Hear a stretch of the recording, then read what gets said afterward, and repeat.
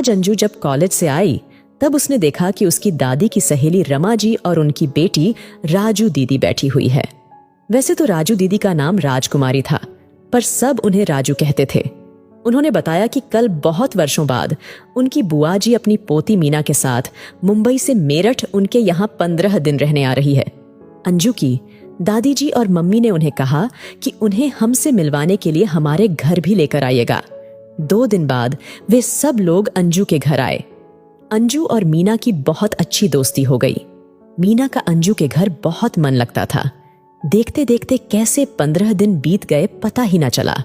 मीना को अंजू इतनी भा गई थी कि उसने अपनी दादी से उसे अपनी भाभी के रूप में घर लाने को कहा। दादी ने कोई रुख नहीं दिखाया। तब मीना ने उन्हें कहा, दादी, जब से मैं अंजू से मिली हूं मैंने उसका व्यवहार नोट किया है। वह बहुत सरल और मधुर व्यवहार वाली है।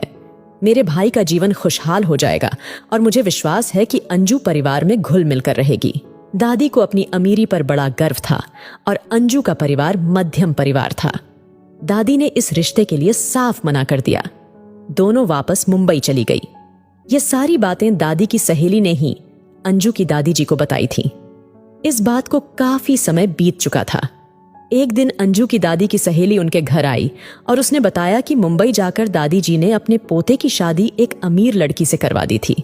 उस लड़की ने परिवार में कलह करवा दी है। अपना खाना परोसकर अपने पति के साथ अलग कमरे में जाकर खाती है। सबके साथ बैठकर खाना नहीं चाहती। दादी और मम्मी को बिना बताए बाहर घूमने चली जाती है। घर का कोई काम करना नहीं चाहती और घर के बुजुर्गों को खरी खोटी सुनाती है। मीना की दादी अपने फैसले पर पछता रही है। इस बात को कुछ दिन बीते। तब एक दिन अंजू के घर मीना की दादी का फोन आया।